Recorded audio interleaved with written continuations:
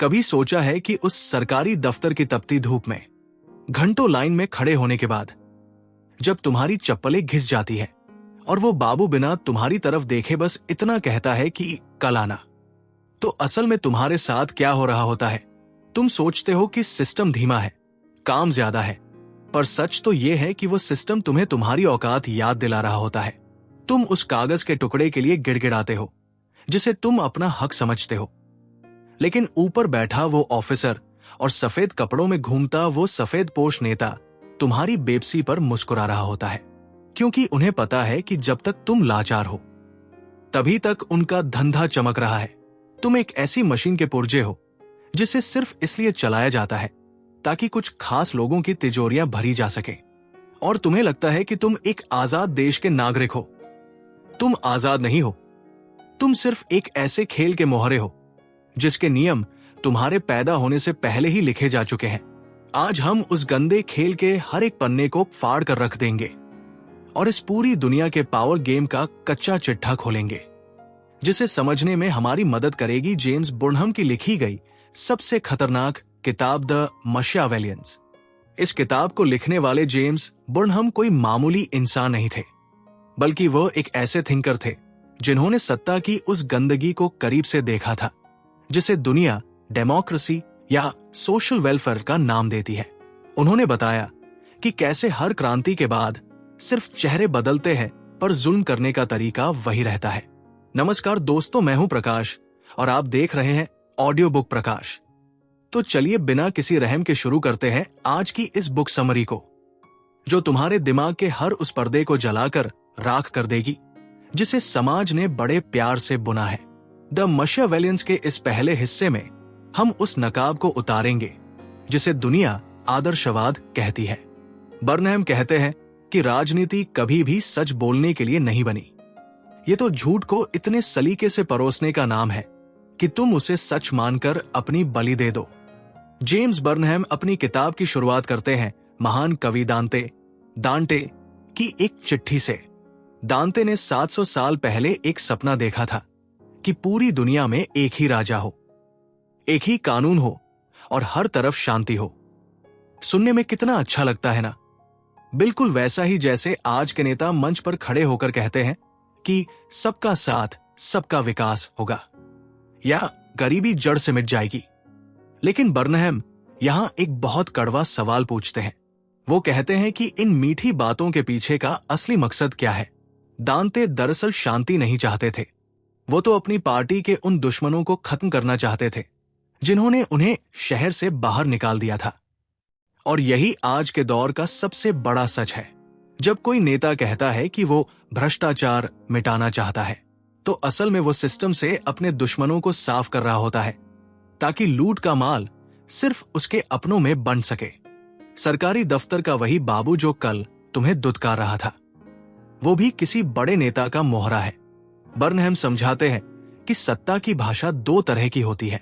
एक वो जो जनता को सुनाई जाती है जिसे फॉर्मल मीनिंग कहते हैं, जैसे लोकतंत्र खतरे में है या देश को बचाना है, और दूसरी वह जो बंद कमरों में तय होती है जिसे रियल मीनिंग कहते हैं, यानी कि मेरी कुर्सी कैसे बचेगी और विपक्ष को जेल कैसे भेजा जाएगा।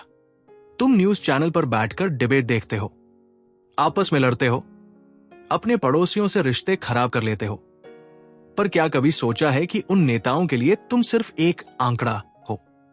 उन्हें फर्क नहीं पड़ता कि तुम्हारी थाली में रोटी है या नहीं, उन्हें फर्क पड़ता है कि तुम उनके मित यानी उस झूठ पर यकीन कर रहे हो या नहीं। बर्नहम कहते हैं कि इंसान की फितरत ही ऐसी है कि वो भूखा मर जाएगा पर एक महान मकसद के पीछे भागना नहीं छोड़ेगा, और चालाक नेता इसी कमजोरी का फायदा उठाते हैं।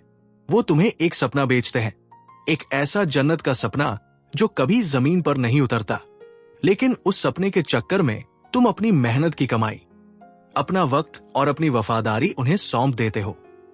समाज में जब भी कोई बड़ी हलचल होती है, कोई बड़ा आंदोलन होता है, तो तुम्हें लगता है कि तुम बदलाव ला रहे हो, पर हकीकत में तुम सिर्फ एक पुराने थके हुए शिकारी को हटाकर एक नया और ज्यादा भूखा शिकारी ला रहे होते हो। मचियावेली का यही असली सबक है कि जो राजा दयालु दिखने का नाटक करता है वही सबसे ज्यादा खूंखार होता है, क्योंकि वो जानता है कि डर से ज्यादा खतरनाक हथियार है भरोसा। एक बार तुमने उन पर भरोसा कर लिया तो तुम अपनी गर्दन खुद उनके हाथ में दे देते हो।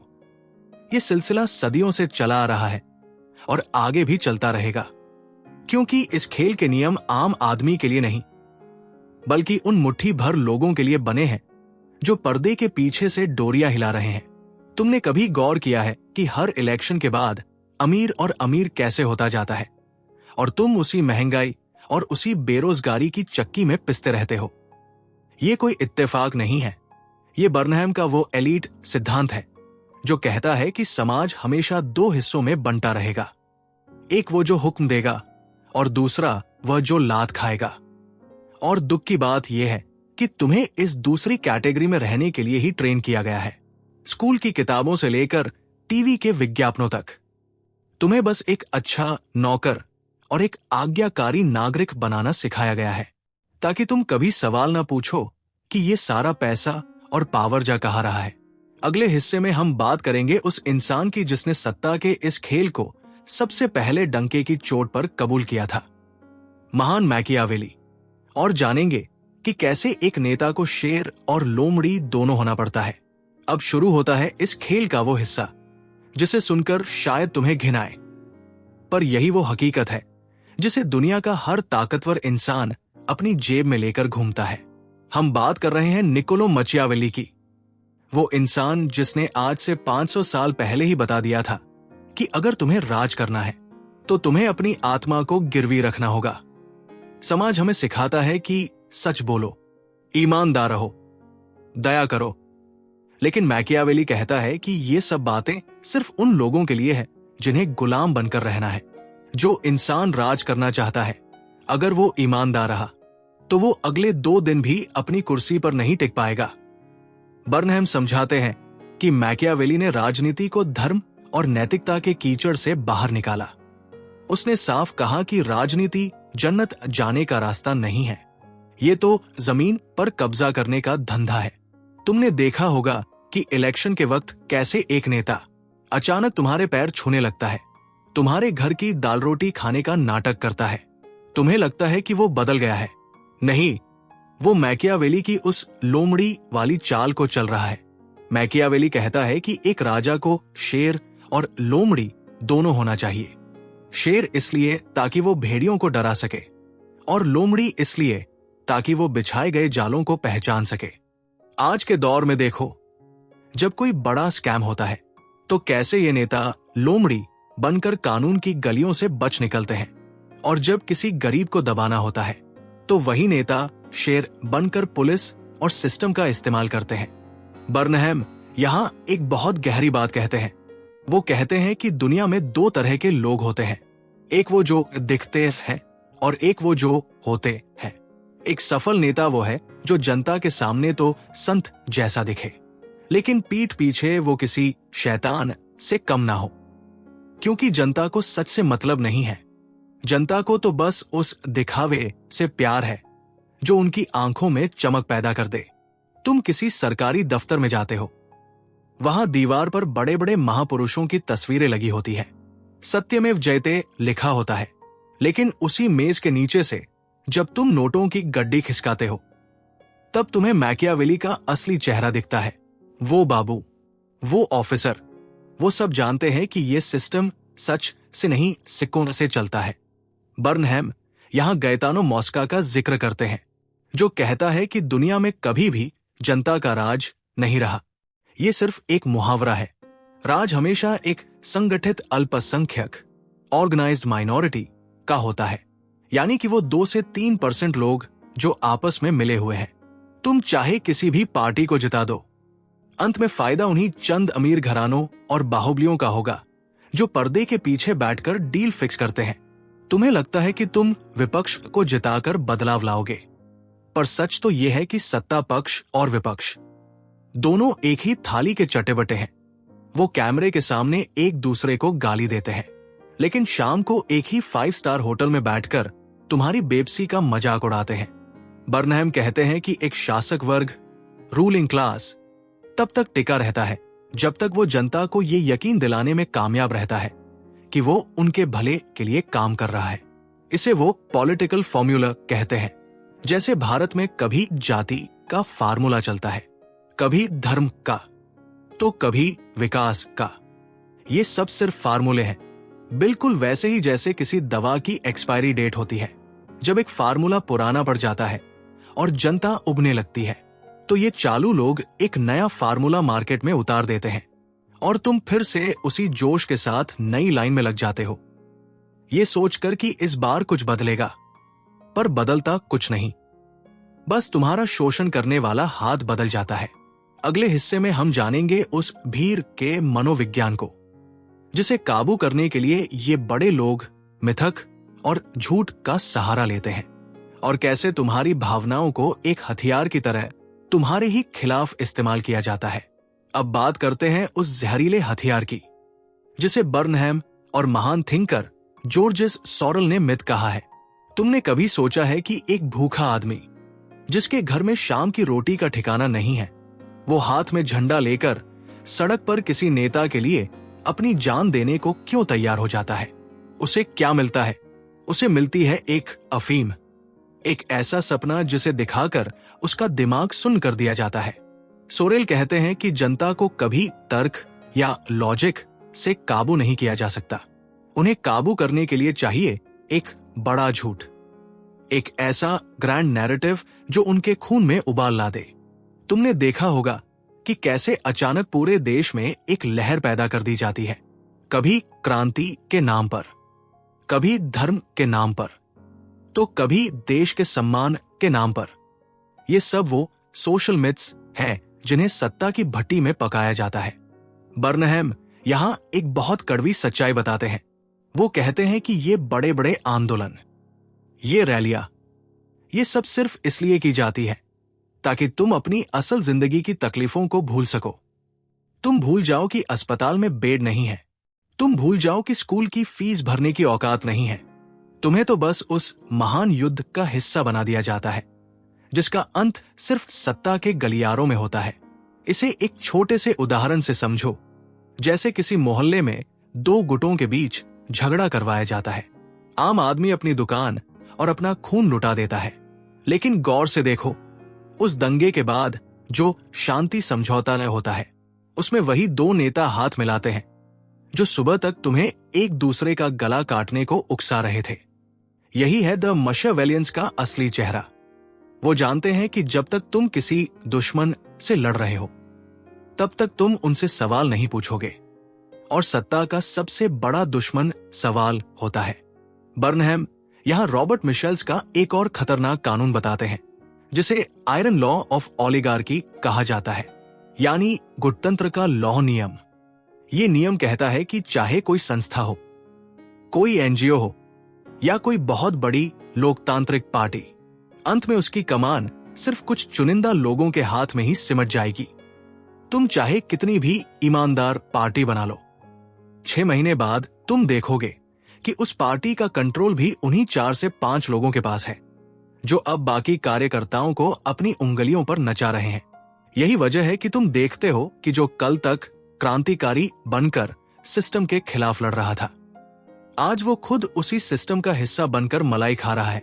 वो बदला नहीं है, वो बस सर्कुलेशन का हिस्सा बन गया है। बर्नहैम यहां विल्फ्रेडो परेटो के उस सिद्धांत को समझाते हैं जिसे अभिजात वर्ग का संचलन कहते हैं। वो कहते हैं कि समाज में 2 तरह के एलिट होते हैं, एक शेर लायंस जो ताकत से राज करते हैं, और दूसरे लोमड़ी फॉक्सेस जो चालाकी और हेरफेर से राज करते हैं। जब शेर बूढ़े और आलसी हो जाते हैं तो लोमड़ियां उन पर हावी होने लगती है, और जब लोमड़ियां बहुत ज्यादा भ्रष्टाचार करने लगती है तो फिर से कुछ नए शेर पैदा होते हैं जो बदलाव का नारा देकर उन्हें उखाड़ फेंकते हैं। लेकिन इस पूरे सर्कस में आम आदमी की जगह कहाँ है? आम आदमी की जगह बस उस दर्शक की है जो ताली बजाता है और टिकट के पैसे भरता है। तुम सिर्फ ये तय करते हो कि इस बार तुम्हें कौन लूटेगा, शेर या लोमड़ी। तुम्हें लगता है कि सोशल मीडिया पर तुम अपनी आवाज उठा रहे हो, तुम ट्वीट कर रहे हो, तुम कमेंट्स में लड़ रहे हो, पर हकीकत में तुम उन एलिट लोगों के डेटा का सिर्फ एक हिस्सा हो। वो तुम्हारे गुस्से को भी बेच रहे हैं, वो तुम्हारे विरोध को भी अपने फायदे के लिए मैनेज कर रहे हैं। बर्नहैम का ये कड़वा सच तुम्हारे सीने में आग लगा देगा, क्योंकि वो कहता है कि आजादी जैसी कोई चीज असल में होती ही नहीं। आज की तथाकथित आजादी सिर्फ एक लंबी जंजीर है जो तुम्हें ये एहसास कराती है कि तुम कहीं भी जा सकते हो, पर जैसे ही तुम सिस्टम की सरहद पार करने की कोशिश करते हो, वो जंजीर तुम्हारे गले को कस लेती है। अगले और आखिरी हिस्से में हम देखेंगे कि क्या इस गंदे खेल से निकलने का कोई रास्ता है, या हम बस इसी नरक में घुट-घुट कर जीने के लिए पैदा हुए हैं, और जानेंगे कि कैसे एक सच्चा मैकियावेलियन बनकर तुम इस दुनिया को उसकी औकात दिखा सकते हो। अब आता है इस पूरी कड़वी सच्चाई का आखिरी अध्याय, जहां जेम्स बर्नहैम हमें आईना दिखाते हैं और पूछते हैं कि क्या वाकई कोई रास्ता बचा है, या हम सिर्फ इस पावर गेम के गुलाम बनकर पैदा हुए हैं।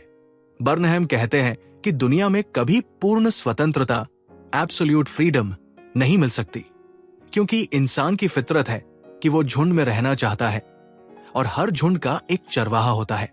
लेकिन एक सच्चा मैकियावेलियन वो है जो इस धोखे को पहचान लेता है। वो समझ जाता है कि ये जो आजादी आजादी का शोर मचाया जा रहा है, ये सिर्फ तुम्हें शांत रखने की एक घुट्टी है। असली आजादी का मतलब ये नहीं कि तुम किसे चुन रहे हो, असली आजादी का मतलब यह है कि तुम उस चुनने की मजबूरी से कितने ऊपर उठ चुके हो। बर्नहैम यहां एक बहुत बड़ी बात कहते हैं। वो कहते हैं कि समाज में विपक्ष का होना सबसे ज्यादा जरूरी है, लेकिन वो विपक्ष ऐसा नहीं होना चाहिए जो सिर्फ कुर्सी के लिए लड़ रहा हो, बल्कि वो ऐसा होना चाहिए जो सत्ता की हर चाल पर सवाल उठाए। तुमने देखा होगा कि आज के दौर में जब कोई सच बोलता है तो उसे देशद्रोही या सिस्टम का दुश्मन करार दे दिया जाता है। क्यों? क्योंकि सच ही वो इकलौती चीज है जिससे ये बड़े बड़े एलिट लोग डरते हैं। बर्नहैम समझाते हैं कि सत्ता को सिर्फ सत्ता ही रोक सकती है। यानी अगर तुम्हें इन भेड़ियों से बचना है तो तुम्हें भी अपनी ताकत को संगठित करना होगा। लेकिन याद रहे, जैसे ही तुम संगठित होगे, तुम्हारे बीच से भी एक नया एलिट पैदा होगा जो तुम्हें दबाने की कोशिश करेगा। ये एक अंतहीन चक्र, विश्व साइकिल है जो कभी खत्म नहीं होता। तो इस पूरी किताब का निचोड़ क्या है? निचोड़ यह है कि तुम जिस दुनिया को ईमानदारी और भलाई के चश्मे से देख रहे हो, वो असल में खून और पसीने की स्याही से लिखी गई एक स्क्रिप्ट है। नताशा हो या रमेश, जब तक तुम उस सरकारी फाइल के पीछे छिपे लालच को नहीं देखोगे, तुम कभी इस सिस्टम के शिकार होने से नहीं बच सकते। जेम्स बर्नहैम की ये किताब द मैकियावेलियंस हमें एक यथार्थवादी, रियलिस्ट बनने की सीख देती है। वो कहती है कि भावनाओं के बहाव में आकर किसी भी मसीहा पर आंख मूंद कर भरोसा मत करो, क्योंकि हर मसीहा के पीछे एक ऐसा खिलाड़ी छिपा है जो तुम्हारी भावनाओं की शतरंज खेल रहा है। अपनी आंखें खुली रखो, सवाल पूछना मत छोड़ो, और सबसे जरूरी बात, ये कभी मत भूलो कि तुम एक ऐसे खेल का हिस्सा हो जहां जीतना लगभग नामुमकिन है, लेकिन खेल को समझ लेना ही तुम्हारी सबसे बड़ी जीत है। उम्मीद है कि द मैकियावेलियंस की इस कड़वी और आग लगा देने वाली समरी ने तुम्हारे दिमाग के जालों को साफ कर दिया होगा। अगर तुम्हें भी लगता है कि हमारे आसपास का सिस्टम इसी तरह की गंदी राजनीति और धोखे पर टिका है, तो इस वीडियो को अभी लाइक करो, क्योंकि तुम्हारा एक लाइक इस सच को और लोगों तक पहुंचाने में मदद करेगा। तुम्हें क्या लगता है, क्या वाकई हम कभी इस पावर गेम से आजाद हो पाएंगे, या हम बस एक पिंजरे से दूसरे पिंजरे में ट्रांसफर हो रहे हैं? अपनी राय कमेंट में जरूर बताना, मैं हर एक कमेंट खुद पढ़ता हूं। अगर तुम ऐसी ही और दिमाग हिला देने वाली किताबों की समरी सुनना चाहते हो जो समाज का असली चेहरा दिखाती है, तो इस चैनल को सब्सक्राइब करो और वो जो घंटी का बटन है उसे भी दबा दो, ताकि अगली बार जब मैं किसी सिस्टम का पर्दाफाश करूं तो तुम उसे मिस ना कर सको। इस वीडियो को अपने उन दोस्तों के साथ शेयर करो जो आज भी राजनीति और नेताओं को अपना भगवान मानते हैं। उन्हें भी ये कड़वा सच पता चलना चाहिए। मैं हूं प्रकाश और आप देख रहे थे ऑडियो बुक प्रकाश। मिलते हैं अगले वीडियो में एक और धमाकेदार और खतरनाक सच के साथ। तब तक के लिए जागते रहो और सवाल पूछते रहो।